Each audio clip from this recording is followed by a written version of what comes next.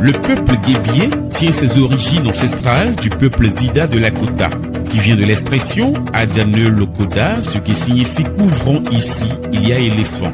En 1970, dans le Guébier, un canton situé à l'ouest de la Côte d'Ivoire, près de la ville de Gagnoa, une révolte en réponse à l'interdiction des nouveaux partis politiques, le PANA, Parti national africain, a été sévèrement réprimée et aurait fait 4000 morts. Le 26 octobre 1970, un étudiant de l'ethnie Bété, Kragbe Nyagbe, créateur du PANA avec quelques centaines de paysans, va occuper Gagnoa, capitale régionale, et proclamer une république déburnée. Il sera mortellement blessé dans les affrontements qui suivront. Les jours qui ont suivi, suite à des dénonciations orchestrées par les responsables politiques, les autorités administratives, les militaires, les chefs de village et de canton, des arrestations massives ont été opérées parmi les hommes valides des villages qui avaient soutenu Kragbe Nyagbe et le PANA. Au total, 327 personnes sont arrêtées et emprisonnées, soit à la prison civile de Gagnoa, devenue trop exiguë pour la circonstance, soit dans la boîte de la brigade de gendarmerie nationale de la ville pour les plus récalcitrants.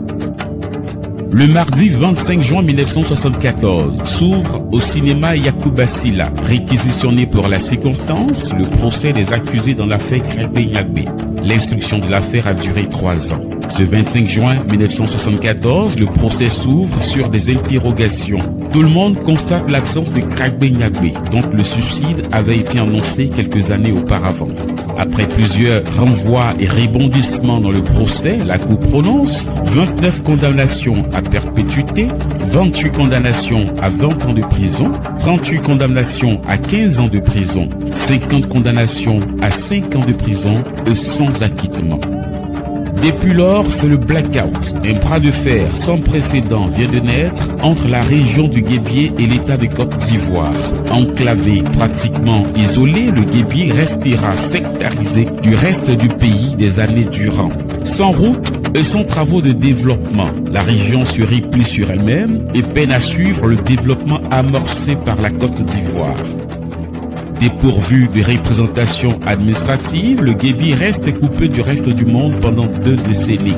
En 1995, sur avis de certains de ses conseillers, le président de la République de Côte d'Ivoire d'alors, M. Henri Konan Bédié, décide de recadrer le tir. Il devient alors impératif de sortir le Guébier de sa tanière afin d'offrir à ses filles et à ses fils les mêmes chances que les autres enfants du reste de la Côte d'Ivoire. Une délégation devait donc être dépêchée sur les lieux.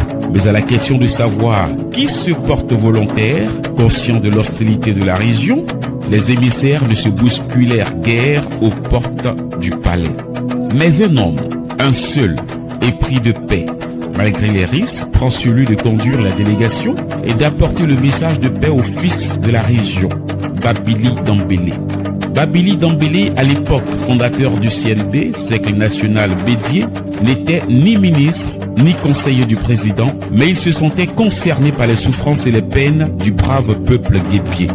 Le 13 septembre 1995, la délégation conduite par Babili Dambélé et composée du ministre Zakbako Benan et du corps préfectoral régional arrive dans le village d'Abouiri au coucher du jour, après un voyage difficile dû au mauvais état du réseau routier.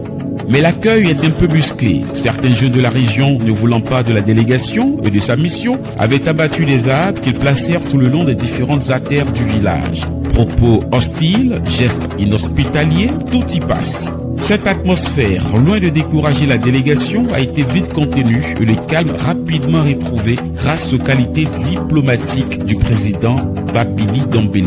3 jours durant, du 14 au 17 septembre 1995, sous le prétexte de manifestations socio-culturo-sportives, la délégation conduite par Babili Dambélé a diffusé le message de paix et de réconciliation en présence des populations et des têtes couronnées du Guébier. Match de football, danse traditionnelle, fanfare, sketch, tout y était pour une fête réussie. Conscients des réalités dues à leur position, les populations du Guébier s'étant rendues à l'évidence, ont fini par ouvrir le cœur au pardon et à la réconciliation.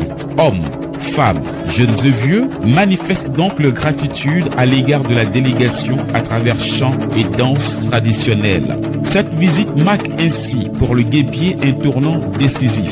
Retour à la normalisation, réinstallation de l'administration, projet de développement, infrastructures économiques, travaux de voirie et de désenclavement. Le Guébié renaît enfin de ses cendres et amorce son développement.